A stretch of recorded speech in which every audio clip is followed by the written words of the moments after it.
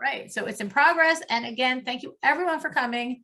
I know what my life feels like, so I sort of know what everyone else's life must feel like. And you still came on, and that's so nice. And it's 3 weeks before Pesach. So before we start with any of my wonderful things, I'd love to hear from someone, from anyone, from everyone, a time when you felt Hashem's love and help for you in a Pesach situation. Some minor, hopefully not major stress, Pesach stress, and Hashem came through for you.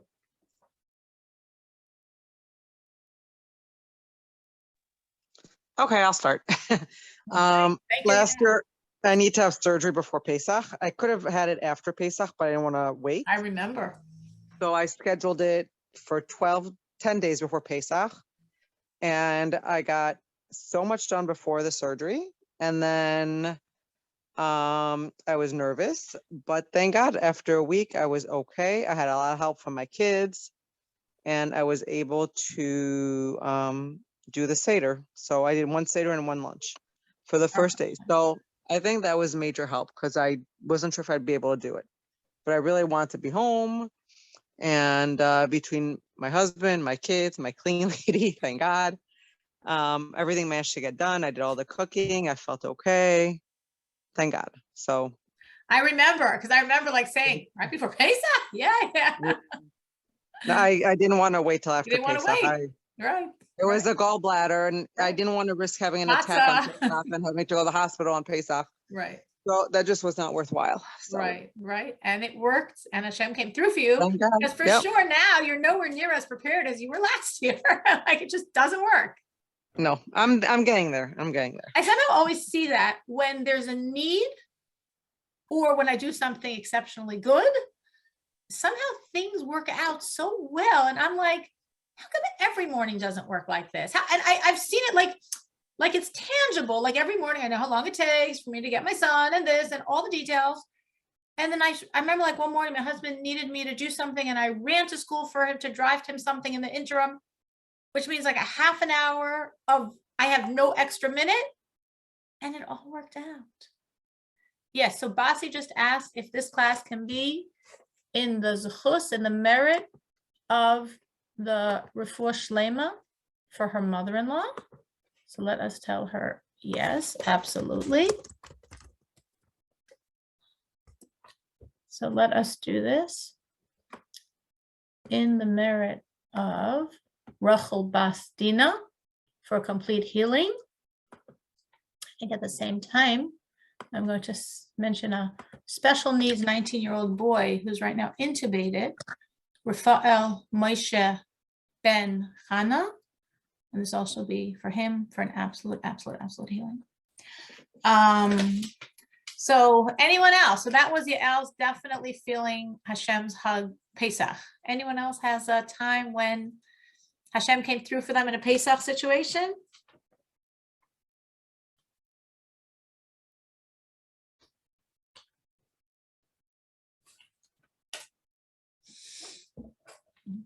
When they felt Hashem's kindness in Pesach, in some small or large thing?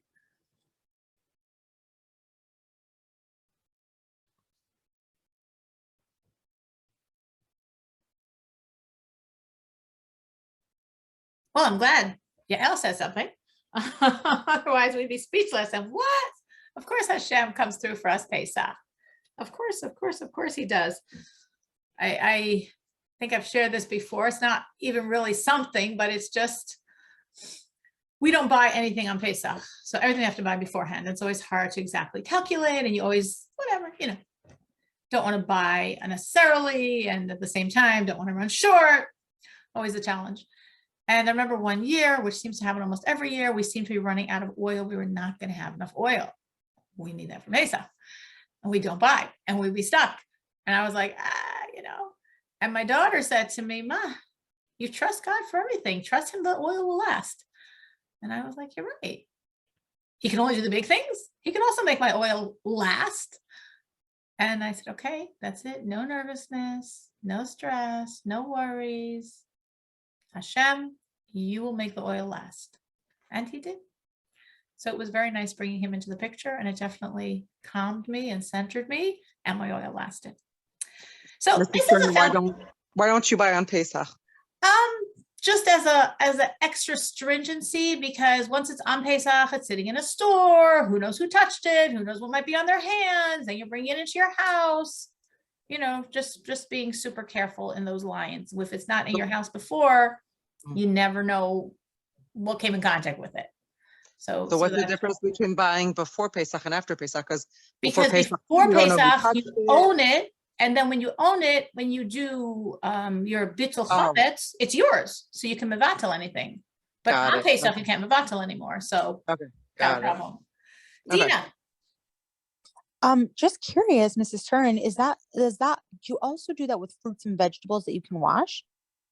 Do we also do this with fruits? Yeah, we do it with everything. We don't buy anything else. Oh, interesting. Okay. Now I'm not. That was not a commercial for that hidur. It was just part of the story.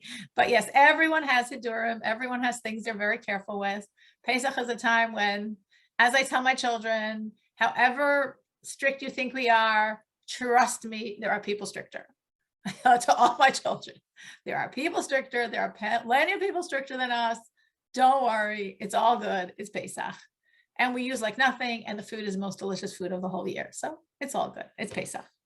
But I wanted to start with that thought of like a time when you experienced Hashem's love for you, Hashem's help for you in Pesach, because that's the foundation of everything we're going to talk about.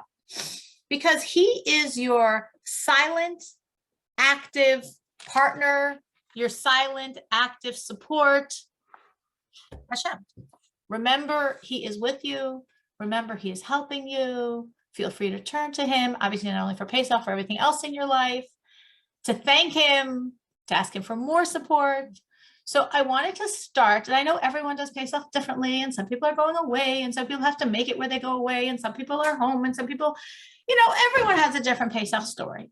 But this is in general, like assuming you're perhaps making it and have lots of things going on in your life. Take what applies and maybe share the rest with somebody else who would apply to. So I wanted to start with a few what I call just very practical Pesach survival tips. Mine, I'd be very welcome, and I'll ask afterwards for people to share theirs. Just some practical ideas, and then of course I want to do some spiritual ideas. For the practical ideas, if you have children of any age from like 3 and older, give your children jobs. It is for them. Yes, for you, it's easier not. I mean, especially if they're 5 or 7 or 8. Once they're like 12, they actually really can help. Even 10-year-olds can be amazing. But it's for their education. It's for their chinuch. And it makes them feel, instead of they're on the side, instead of no one has time for them, that they're active participants in this huge family project. I could say for myself, for all the years I made Pesach at home, most of the years without any cleaning help, and everyone chipped in, they had no choice. They were all corralled in, and it was a wonderful experience. It was a family experience. I say all my daughter-in-laws will love me because I trained my sons how to do Pesach great. They're all great Pesach helpers. As proof, both of my married sons, they're the ones that make Pesach in their house. They're the ones that know how to clean very well. It's a great feeling. It's a positive feeling. It's a fun feeling. It's a family experience feeling. And when a child is sort of like on the sides because everyone's too busy for them, but like, why are you going to bother bringing them in? You'd rather do it yourself than get their help.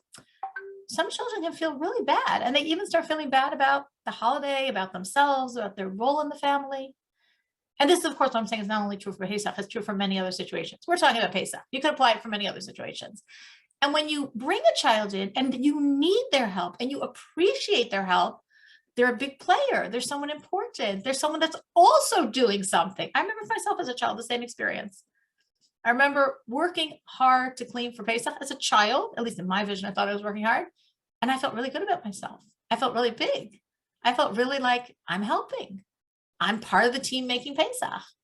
This is true for Pesach. This is true for everything else. It's good for their education. It's good for how you raise them. It's good for their sense of values. And it's good for their sense of self and their sense of their relationship to the family. And I do know adults, could be in their 60s, that still have that sort of bad feeling from when they were pushed aside as children, as being not really important enough to help, not really big enough to help, not really competent enough to help. And those scars, some people carry for a long, long time. So that's my first important physical, practical tip. Make your kids part of the process for many, many, many, many reasons. On a much more simple, practical tip, this might not work for you. Maybe you don't need this, but for me, this I really do need. I put like a microwave on the porch, and I plan very simple meals for like the week before that I don't want chametz in my house, and I'm not cooking Pesach for supper. For that, like in the middle week where I'm not going to cook them Pesach and I don't want chametz in my house, guys, we eat on the porch with the food on the porch and don't bother me. Or you could just send them out to eat somewhere. That was probably the same idea, except sometimes at that time, like it's a really long wait. But just makes life easier, and you don't need to be cooking chametz when you're cleaning for Pesach. What I do, like in a situation like this, for sure, would be I would kasher by Monday night, and then I have Tuesday, Wednesday, and Thursday to cook, because I want to be very, very relaxed the day of Pesach, which in this year's calendar would be Friday. So every year I schedule myself so I have almost nothing to do Friday, Erev Pesach. I mean, trust me, of course, there's always things to do. I do the things for the Seder plate, and like very low key, very relaxed. The least pressure of any of my days before Pesach is Erev Pesach. And I do it for a very specific reason. I want to get the Seder. This is it.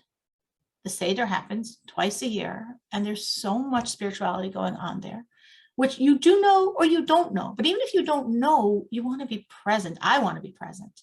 I want to be taking in that energy. I want to carry it with me for a whole year. I don't want to be sitting there exhausted, drained, and just like waiting to crash in a bed.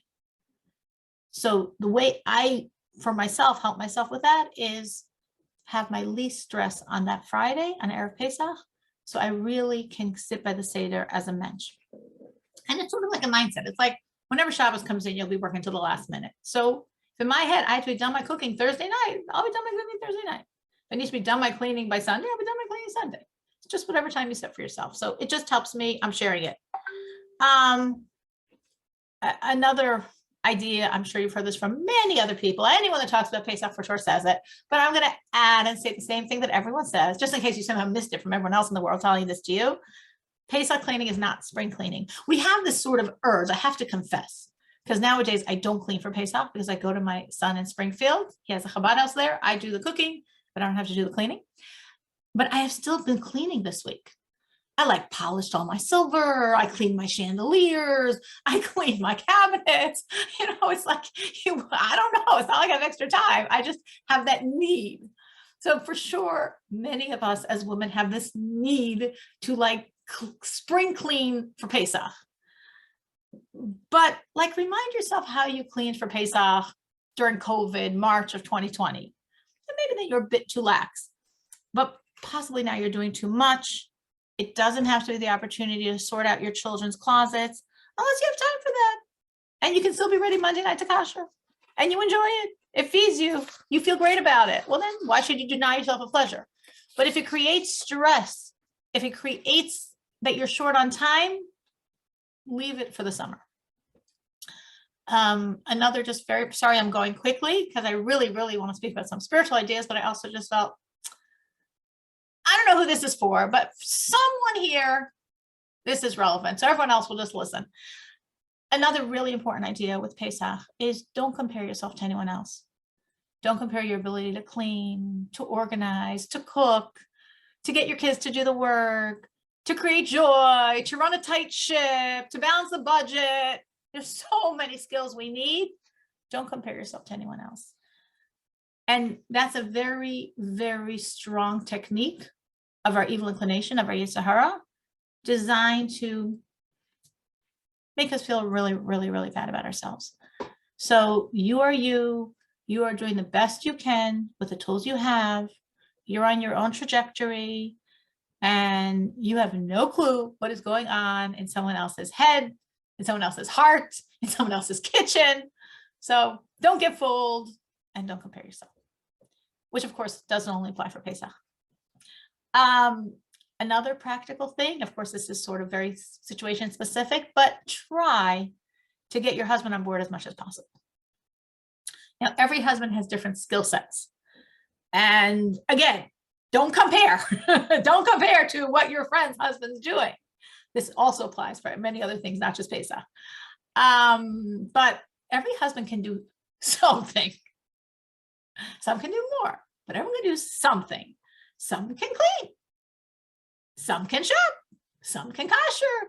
Some can put the kids to bed instead of you. Some can cook. Don't ask your husband what he can't do, because that's a very stressful situation for both of you and the marriage. You don't want to make Pesach extra stressful. So don't ask him something not in his repertoire. Don't ask him something he can't do, but maximize what he can do and make sure to tell him how you absolutely appreciate it. Don't tell yourself, oh my gosh, he's doing this and I'm doing this. Don't go there. Whatever he does, appreciate and show him the appreciation. And then hopefully he'll find he can do more. Something else, sort of practical, is help someone else that has less than you. Encourage a friend. Share easy, delicious recipes. I only do easy, delicious recipes. Share easy, delicious recipes. Share cleaning tips. Send over food to someone who you feel that will be appropriate and helpful. Maybe offer to take their children for a play date if you're going away for Pesach and they're not. Giving others is a great way to put a perspective for ourselves. I want to share this beautiful, touching story from the Lobster Rebbe along these lines. It's not exactly these lines, but it somehow resonated in me. So the person that tells this story, his name is Shlomo Kunin, Rabbi Shlomo Kunin, who is the first Chabad emissary to California and has done wonders there. But this is when he was a kid. He was 16 years old. It was 1958. And the Rebbe, on the eve of Pesach, Erev Pesach, in the afternoon, would distribute matzah. The Rebbe's matzah was baked the afternoon of Pesach, afternoon Erev Pesach. Like this year, it would be Friday afternoon. And after it was baked, the Rebbe would just distribute like a piece to each person that passed by. So here's Shlomo Kunin, not this big emissary he's a 16-year-old kid. And he's standing in line waiting for his piece of matzah. It's Erev Pesach in the afternoon. And then he's going to take the train back home. He lived in the Bronx, wasn't so close to Crown Heights, and everybody would have his matzah for the Seder. And it's so special and so beautiful, and he was so excited. When he comes in front of the Rebbe asked him for a favor. Matzah, of course, is very special, especially matzah of the Seder. The first night we say it's the bread of faith, and the second night it's the bread of healing. By the Seder, focus when you eat your matzah. All year round. This is not part of the story. I'm just throwing this in. The entire Pesach, matzah is the food of faith. Matzah literally, physically feeds us faith the entire Pesach. I eat matzah every single day of Pesach for that reason. Because listen, God's offering an opportunity to strengthen my faith. I'm going to do it. But especially the Seder. The first night, faith. The second night, health. So here it was, Erev Pesach. I don't know what year Pesach fell out then. It wasn't on a Friday night, but the Rebbe would distribute this matzah, which the Zohar says is a food of faith, and eating it nourishes the soul. And the Rebbe asked Kunin, could he ask him a favor? Could he, when he's going to the Bronx, could he give him a piece of matzah for someone else in the Bronx to deliver on his way home? And Kunin said, of course. I mean, you're going to say no, the Rebbe wants you to do a favor, even though it's Erev Pesach in the afternoon. It's okay, whatever. So he got the address, he got the piece of matzah, and he goes on the train. And it was one of those, anything that could go wrong goes wrong, plus a few stories. And the train broke down, he couldn't get, whatever. One of these really difficult stories. But like listen, this is his mission. He has to bring this matzah to this family before Pesach. So he's walking and he's so far and he's so lost, and took him a long time to get to this family. It was literally minutes before Pesach. But he's in a tenement, these like subsidized housing units. He knocks on the door. The man that opens the door didn't have a shirt on and had tattoos and didn't look very friendly, and sort of gave him a look and said, like, what do you want? And then Kunin says, are you so-and-so? I mean, he had the name from the Rebbe as well. And he said, yeah. And Kunin sort of like peeking past him, and he sees a small little kitchen, like in these tenement apartments with a loaf of bread on it. So obviously these people are not really keeping Pesach. And he says, the Lubavitcher Rebbe sent me to give you a piece of matzah. He said, oh, the Lubavitcher Rebbe sent you? Come in. So Kunin's thinking, he's 16, he's a kid. What am I doing here? Why did I work so hard? I mean, I can't go back on the train. I'm gonna have to walk from here out of my house. It's Yantif. Why did I work so hard to deliver this matzah to a family who obviously is not celebrating Pesach? And then he thought, oh, he's 16 years old. So it like took him a minute, and he's like, oh, maybe that's exactly why I'm here. So he's like, what's he supposed to do? I mean, here's the bread, here's this piece of matzah that this guy obviously knows nothing from nothing. He says, do you want to have a seder? And the man said, yeah. And he calls his wife, and his wife comes in. She's obviously pregnant. And there's two little girls that come in with her. They're both blind. And they clear the table. They put away the bread. And Kunin took his hat and put it on the man's head. And he said, okay, we're having a seder. And he's trying to remember, he didn't have a Haggadah on him. He wasn't planning on doing a seder on the way home.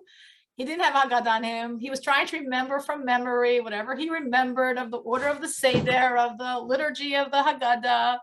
They ate the matzah. They used paper cups and water, and those were their 4 cups of wine. And then he tried to think, what? I'm here. The Lubavitcher Rebbe sent me here. No mistakes. This is not a mistake. What would the Rebbe do if he was here? And he looked at the 2 blind girls, and he looked at the woman who was pregnant, and he shared with them whatever he knew from the Rebbe, whatever he knew about faith. He said, tonight is the night that God liberated us. He did it in the past. He's doing it again. And just anything he could think of that was inspirational about God, about Pesach, about the Jew, about the soul. He was just talking and talking, anything he could remember. And this man and woman, who obviously were very far from Judaism, they were just listening to every word. He said, Passover is our personal Egypt, our personal Exodus. We're going to freedom. God doesn't give us more than we can carry. When you know this and you believe this, you're already liberated. They sang songs. They spoke. They sang more songs. At about 1 a.m, they ended their seder. And the mother took the 2 little girls and she put them to bed at 1 a.m. And Kunin was like, okay, I should go now. I got to find my way back home. But before he left, he asked this man, he said, by the way, how do you know the Lubavitcher Rebbe? And the man said to him, he said, I'm a tanner, so I work in a meat plant. And there's a rabbi in the meat plant. And my wife got pregnant. And the doctors want us to abort because we have some genetic condition, as you saw with my 2 girls, that the children are born blind. And we already have 2 blind children. This was 1958. There wasn't too many support systems.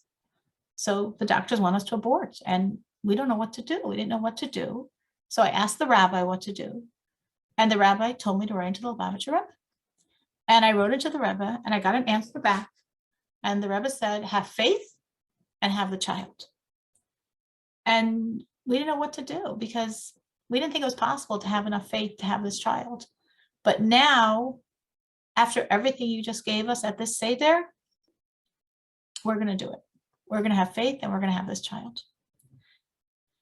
And that's what happened. And Kunin somehow, one way or another, got home, and he kept up his relationship with the couple.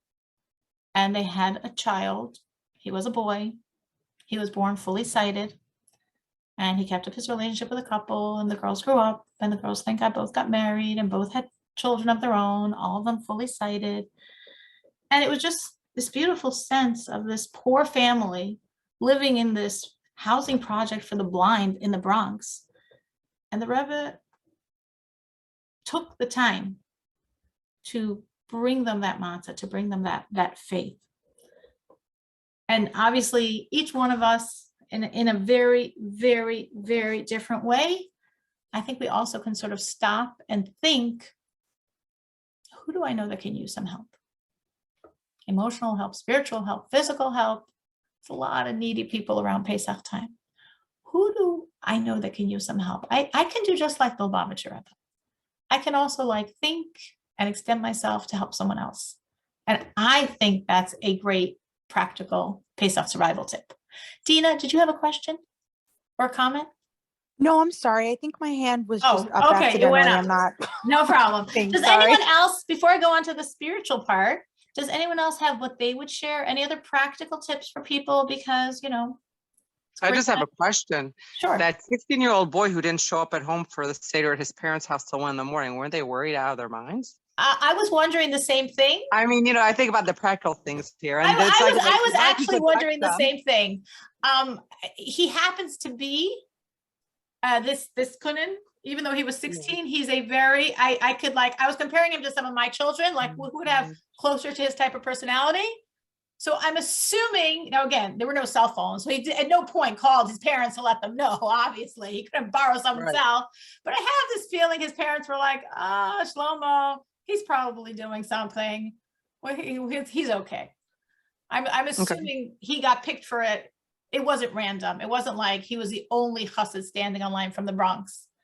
I'm sure both he had the spiritual skills and the spiritual strength to give to them. And I'm sure his parents had the trust in him that they weren't going to go crazy, because I assume he got home probably closer to 3 or 4 in the morning. Dina?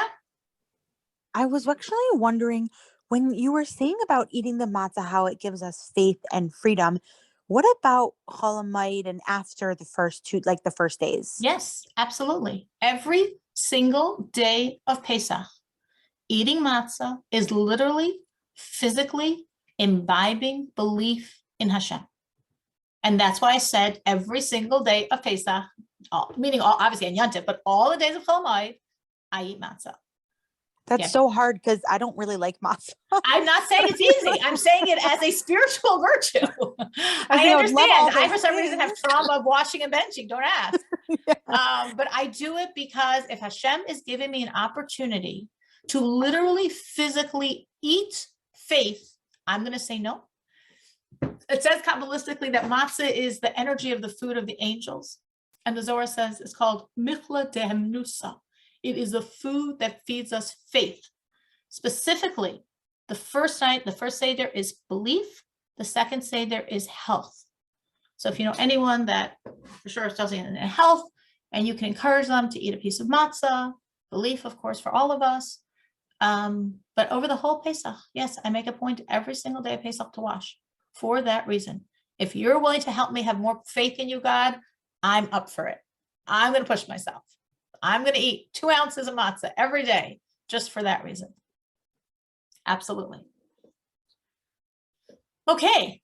Anyone have anything else they would like to add? A good tip to help someone else in any of the pre-Pesach physical prep? What we call physical, that might have been a little bit spiritual, but it was really, really designed in a physical way. Okay, so now I'm going to give you the spiritual Pesach survival. Enjoying the experience. I love Pesach. My children love Pesach. My family loves Pesach. I think Pesach is amazing. And I think it's really designed to clean us on the inside as we clean the outside. Anyone have any positive stories, how they grew through the process? Anyone saw in themselves that they grew as they cleaned, or as they cooked, or as they shopped, or as they kashered, or as they packed up their whole family to go away? The more I clean, the more I shop, the more I cook, the more angry I get. Not angry, annoyed. Annoyed. Annoyed. Okay. I just don't like Pesach. I'm sorry. You can say whatever you want, and no one's gonna change my mind. I don't enjoy it. I just don't. That's okay. That's why. And I love Rosh Hashanah. I love Sukkot. I don't mind the cooking. Just the koshering and the prep, and do this today and do this tomorrow, and the next week do this, and I don't know.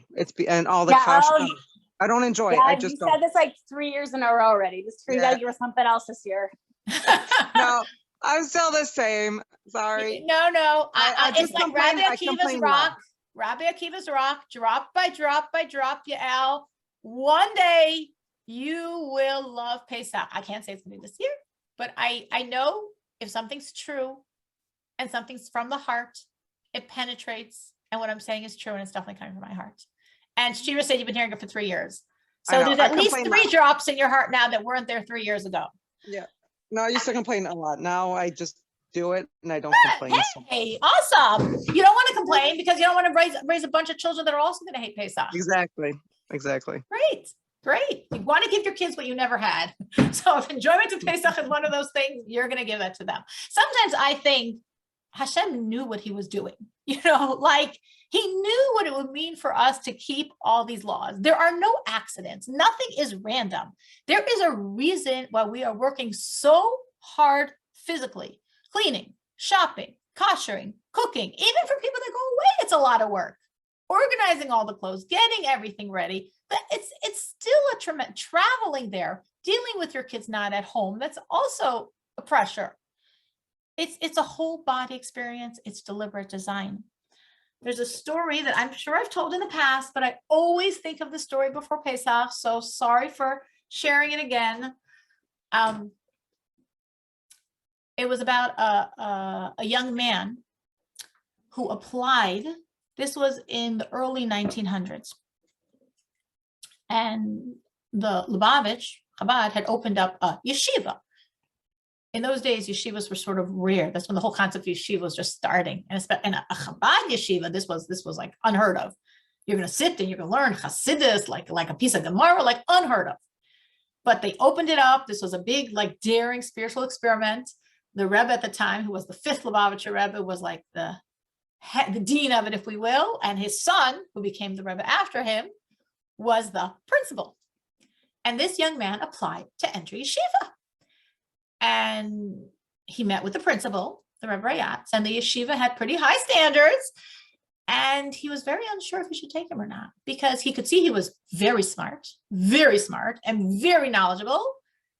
And he felt he was very coarse. He could see it written all over his face, like coarse, full of himself, like not nice character traits.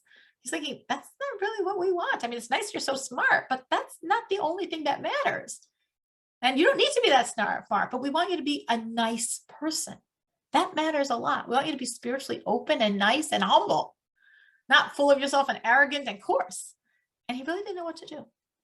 So he discussed it with his father, who was the Rebbe at that time, the Rebbe Rashab. And the Rebbe Rashab said, take him.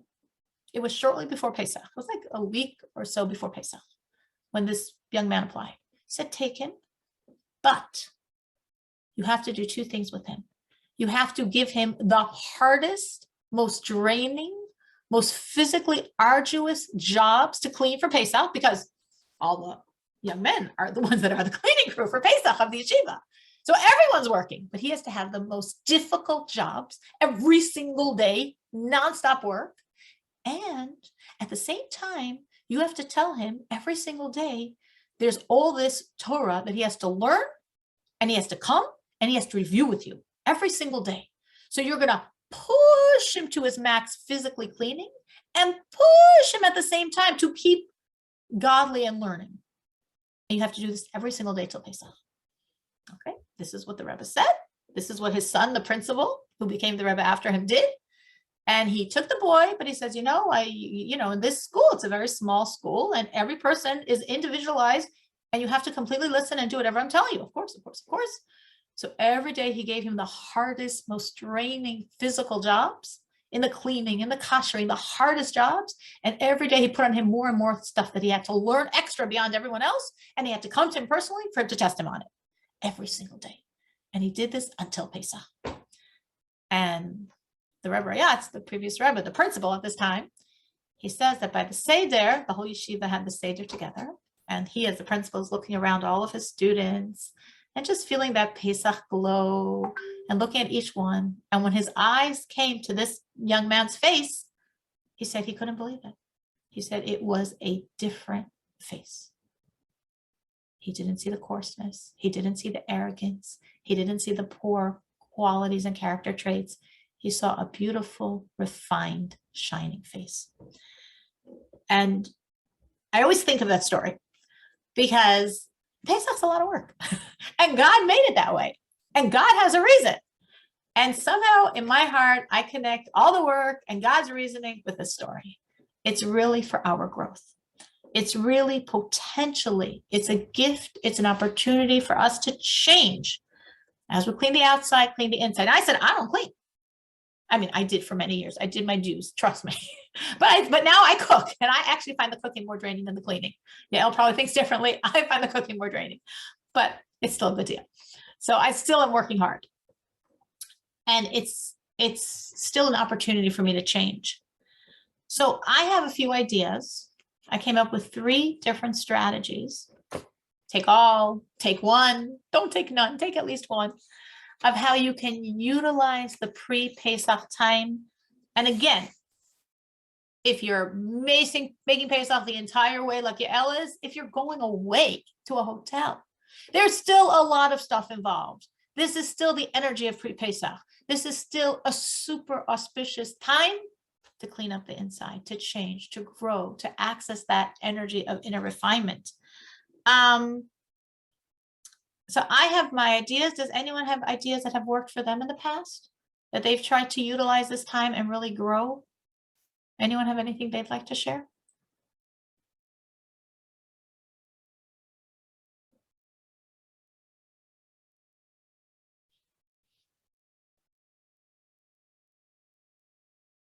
Okay, don't want to be put anyone on the spot.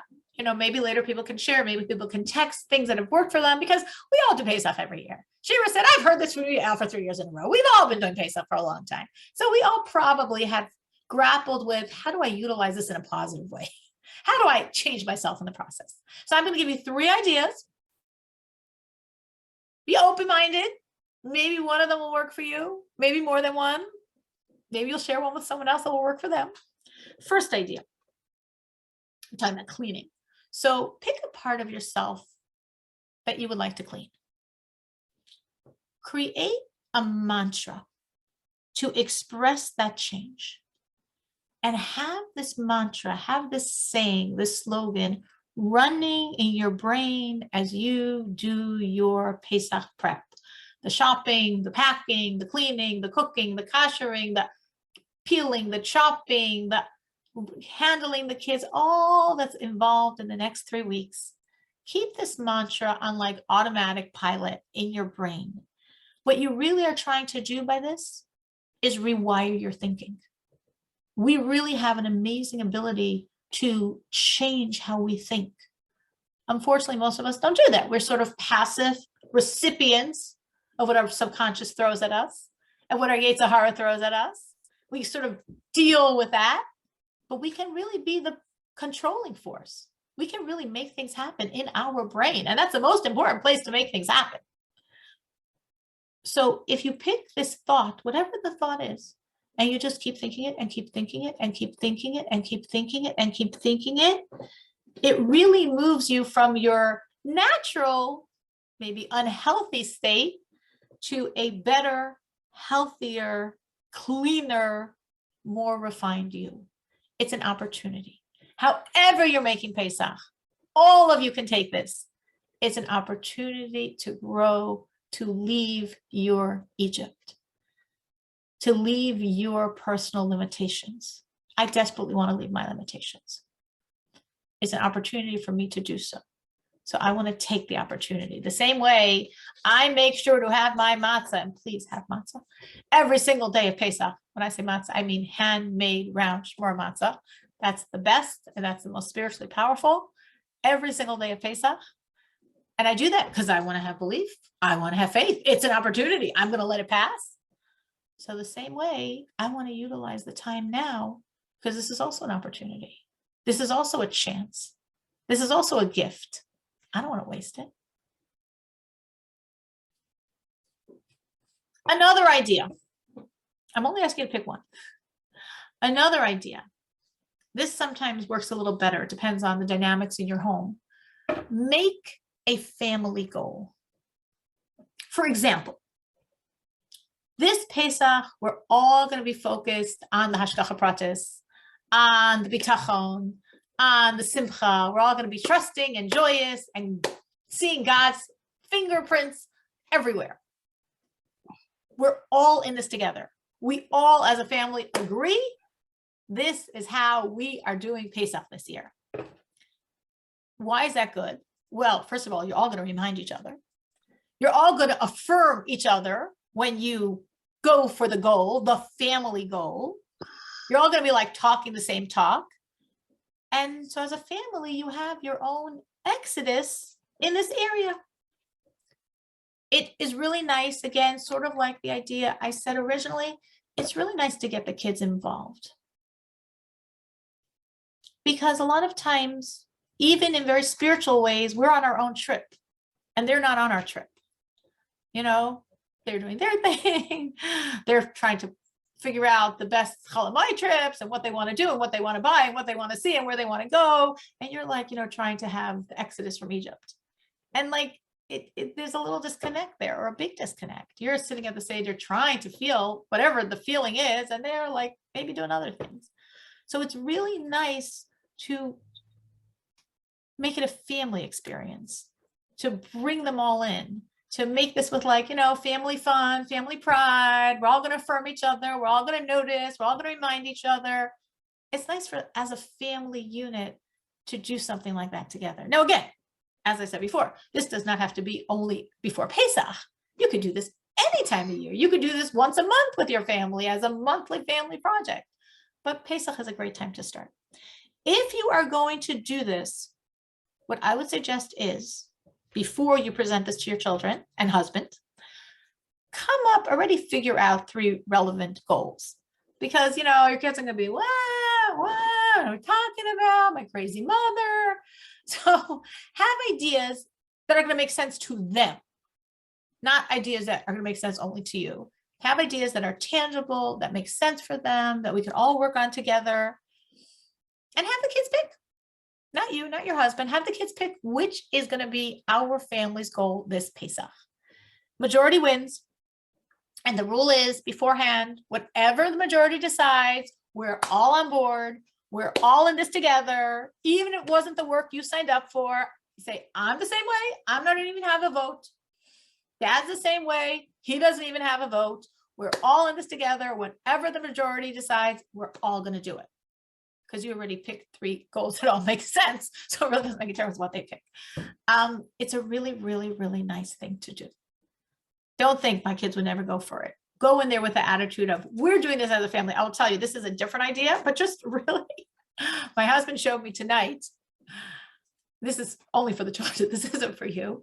He literally, for my sons, and I just want to, the ages of my sons we're talking about is the youngest one of these ages is 14 and the oldest one is 23. Okay. So from a 14-year-old to a 23-year-old, he literally made charts of all the spiritual things that we're going to do together for Pesach.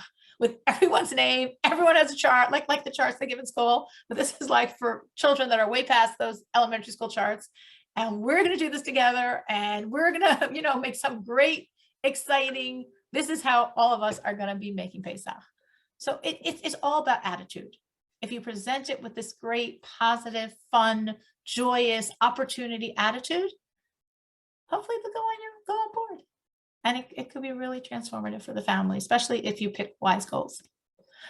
Okay, that was my idea number 2. My third idea is, think of a weakness of yours that's most accentuated this time of year. For example, maybe I fall into a bad mood, especially like this time of year, but it could be a general weakness of mine.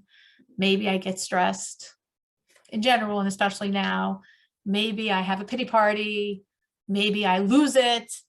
Maybe I end up screaming. Maybe I blame my husband for every problem.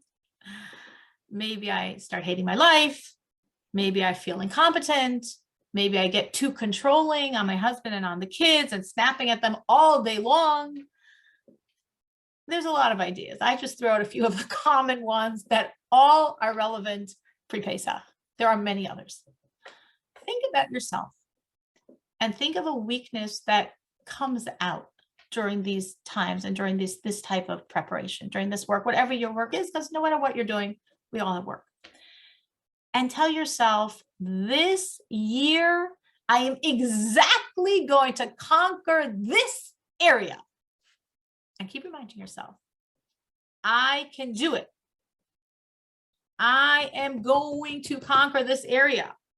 Meaning, let's say I say, no more pity parties. I'm gonna say, listen, I don't care whatever else happens. Maybe I'm gonna make one side dish the entire Pesach. Maybe I won't clean my whole basement and just put a piece of tape across the door. I can do whatever I want to do, but I'm not gonna have a pity party. That's not allowed. I could, as little as I can get away with cooking or cleaning or shopping, but I'm not gonna raise my voice. I'm not going to raise my voice. That's not allowed. Everything else can fall apart, but my voice will not get raised. I could walk out the door and take a walk for half an hour. Nobody will be missing in action, but I'm not going to raise my voice. I am conquering that weakness this Pesach. Remember the whole Pesach. Whatever it is, acknowledge your hard work, acknowledge your achievements, acknowledge your growth, because it's hard to change a pattern. And if for 30 or 40 or 50 years, you've been raising your voice when you're stressed, or you've been over controlling your children, or you've been getting upset at your husband, well, it probably hasn't been for 50 years, but every time something goes wrong, you just get more and more upset at him. And you say, that's it, the buck stops here. That one thing I'm done with this year. And again, I might make a very different Pesach than I have in the past, but I'm not gonna raise my voice. I'm not gonna have a pity party. I'm not gonna blame my husband. I'm not gonna decide I hate my life. That's going to change. It's really possible because you're picking a weakness. You will have countless opportunities to practice, and you're going to be really, really focused. And it's really exciting to have personal Yitzias Mitzrayim, to really leave your exodus. Now, obviously, at the same time, from the story I brought with the young man applying to Lubavitch Yeshiva in like the 1920s, we also need heavy doses of godliness to create change. Remember, he was working very hard physically, and he was working very hard spiritually. He was learning and learning and learning way beyond everyone else. He needed both of those qualities to create that intense change. So it's nice to take on something extra spiritual to help facilitate the process. Maybe something relevant and maybe not so big would be for someone that doesn't do this to take on to say Shema before they go to sleep at night, Shema and Hamapil. And why did I think of that? Because the custom is that that's really a time where you're sort of supposed to make a soul searching on what happened today. So it's an extra spirituality. If you don't do it, if you do something else, I was just trying to think of something, Shema or Hamapil. And before you say that, stop and think in your area, whatever you decided. If you have a mantra, did I remember it all day long, or at least a lot of the day, or at least some of the day? If it's a family goal, did I support everyone? Did I cheer on the team? Did I create or find examples of people doing it and applaud them? If it's my personal weakness, did I make absolutely sure it's not allowed and didn't happen no matter what? Think about it and then say the Shema, say the Hamapil. So you have the physical work, we all have physical work. You have the extra spiritual energy. You have a very focused goal, and you'll be able to really utilize the opportunity. You'll be able to leave some of your Mitzrayim behind this Pesach. If you do this, if you go this route of making a soul searching, I came up with a few questions, 7 different questions you can ask yourself. You can feel free to use all 7. You can feel free to use none of them. You can create your own questions that will best reflect your work and the introspection you need to stay focused. But I decided to create these questions to give a little more structure to the concept. Sorry, someone just sent me a question on the chat.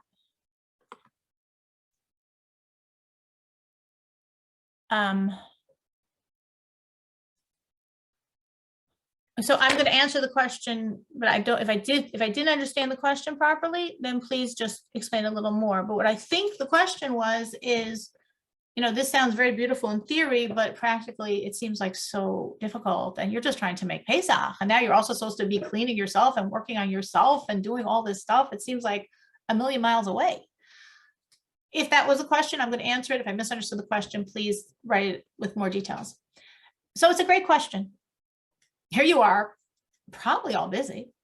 And now I'm adding this whole new dimension of things to do.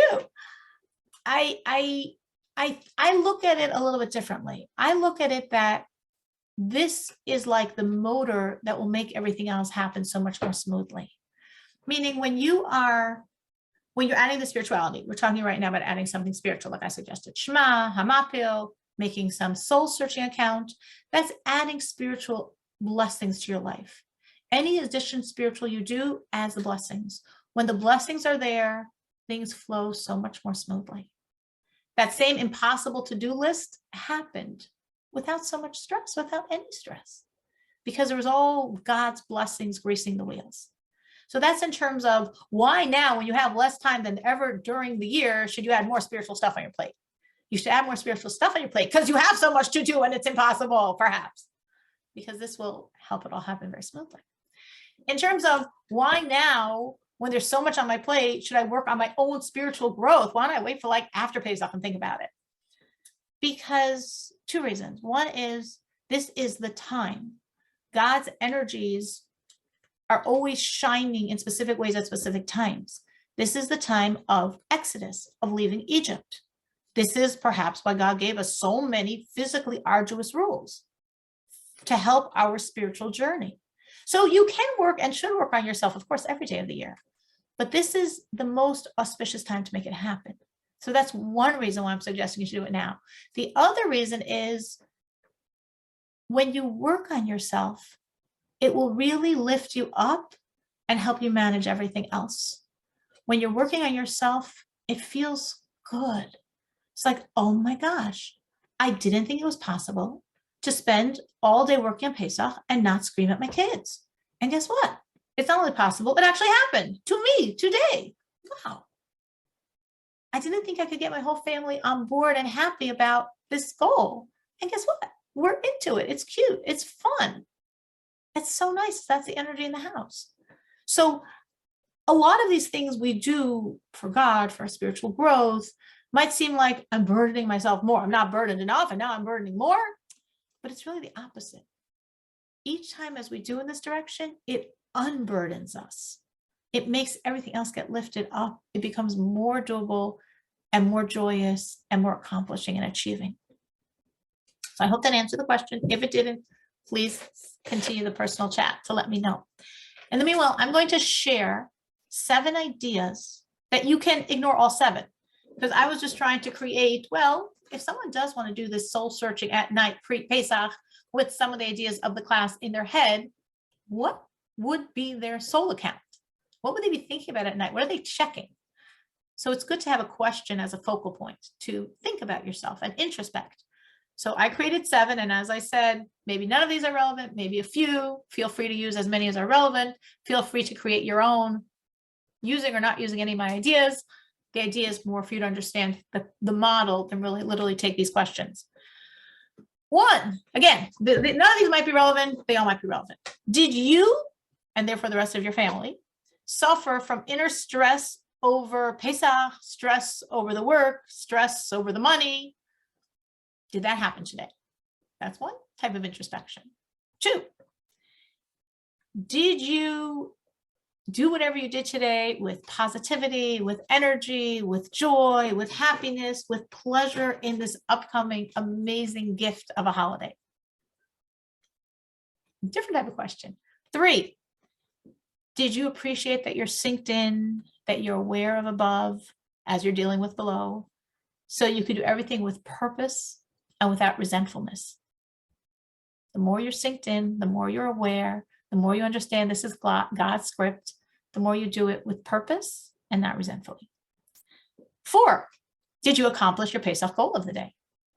Pesach goal physical, Pesach goal spiritual. Did you accomplish your Pesach goal? 5, did you acknowledge how hard you're working and feel good about your accomplishments? instead of thinking about what you didn't do and what has to get done. Just stay focused. The only thing that exists is the present. In the present, acknowledge your accomplishments. Whatever you did is an accomplishment. Everything else will or won't happen. Maybe that extra cocoa is not necessary. Maybe that extra dessert is irrelevant. You don't have room for it anyway in your fridge. What's relevant is the present, living it, doing it with joy, with focus, and creating positive energy for your kids. 6, did you remember your mantra? Some people sing as they clean. You need to think as you clean. Are you remembering your mantra if you chose to have a mantra? 7, did you feel grateful to God that you have the physical, emotional, and mental resources for all of this? Those are my 7. Any other questions someone could think of as a point of introspection to keep yourself in this growing mode?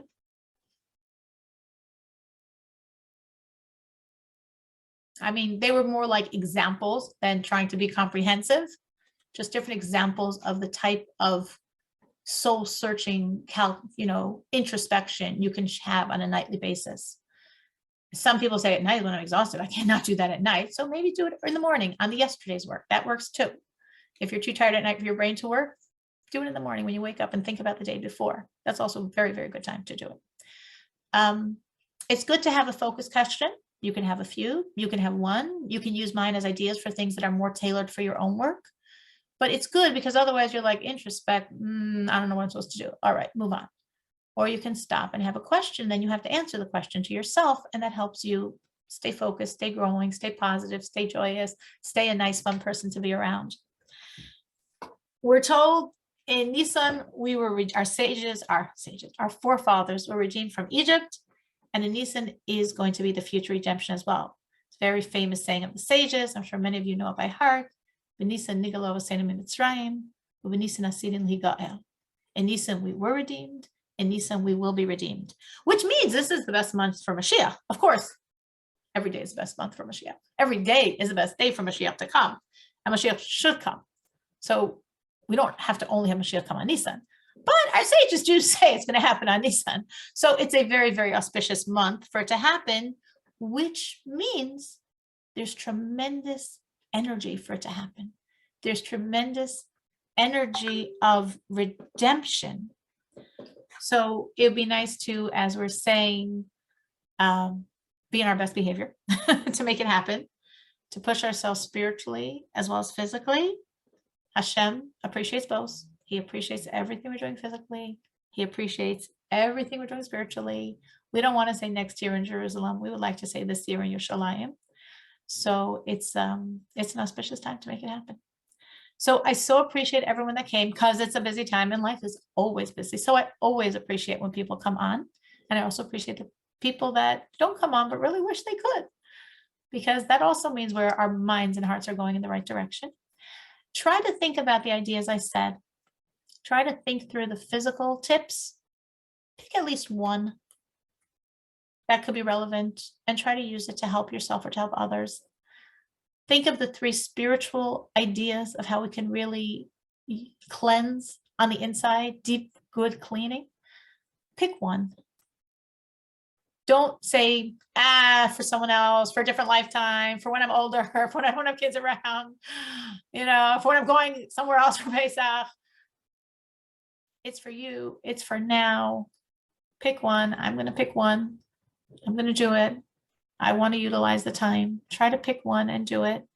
And if you're choosing this idea of adding the spirituality by Shema, by the Hamato prayer, and by the introspection, try to come up with a question. You could use any of the 7 I said. You could use one of your own, but it's good to have a question that's going to trigger your thoughts on what you're doing and how you're doing it. It's a great time. It's a wonderful time. And I would love everyone here to have a joyous, meaningful, and joyous holiday experience that starts not in 3 weeks, but now we should already start having an experience that's meaningful and joyous. Hard work doesn't take away from it being meaningful and joyous. I hope we all have one. Mrs. Stern, I have one more tip actually. Someone posted this last year somewhere, and I'm doing it this year. For the 3-4 days before Pesach starts, when your kitchen is turned over and kashered and kosher Pesach, you can buy kosher Pesach kitniot, and then you can cook that in your Pesach kitchen in your utensils.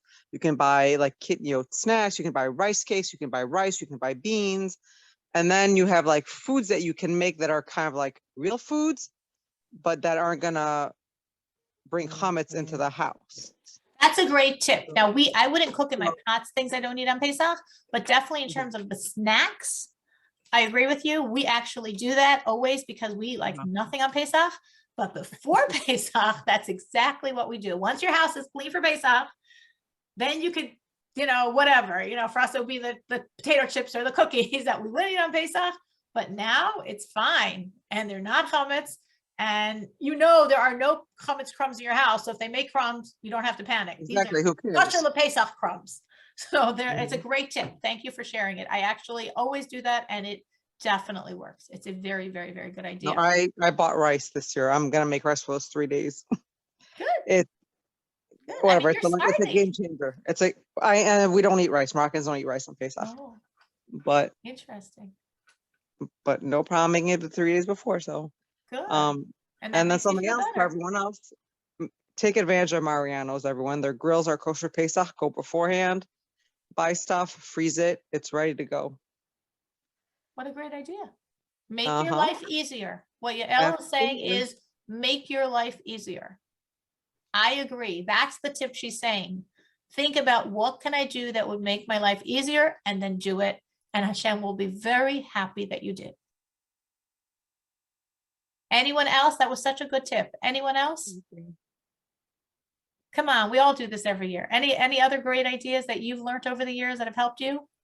So I don't have a tip in terms of like preparation, but I sometimes like get, I don't want to say resentful, but the Seder is like really long. I'm burnt out by then.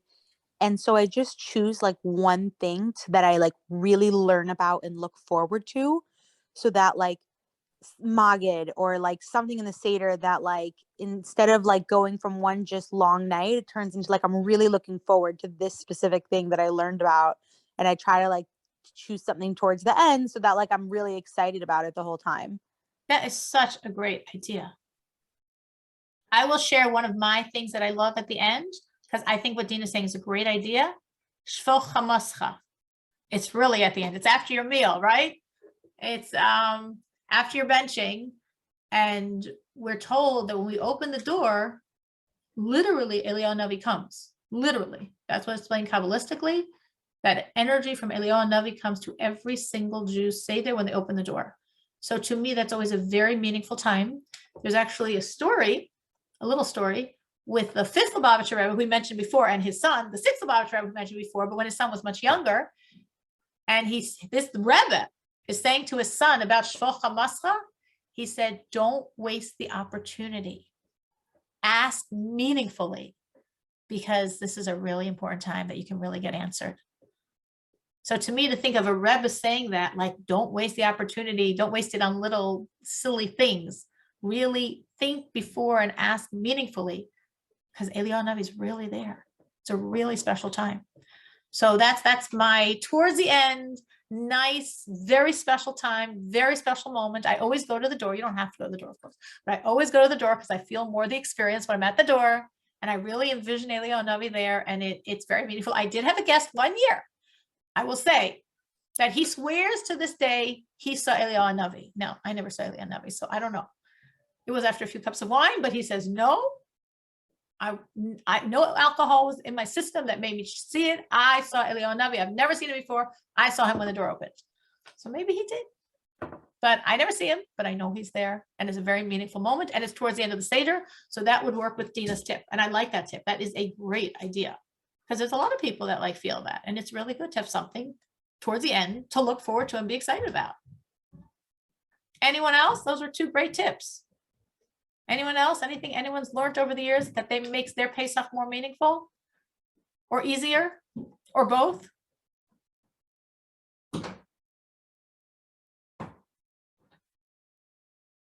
Well, those were great. If anyone has anything else good, you could always put it on the WhatsApp group. I think it's so nice for everyone to support everyone and to share good, practical ideas that make us appreciate it more and make our lives easier and make us more joyous. Thank you so much for joining. I so appreciate everyone coming, and I really hope everyone's going to have an amazing Pesach, amazing Sturim. By the way, the Seder is not like the highlight, it's all downhill after that. How God works is it grows and grows and grows. So the last day of Pesach is actually the most important, but that's a different class. Thank you so much. Have a wonderful week, and thank you for coming on. Thank you. Thank you, Mrs. Thank Turin. you. Thank you.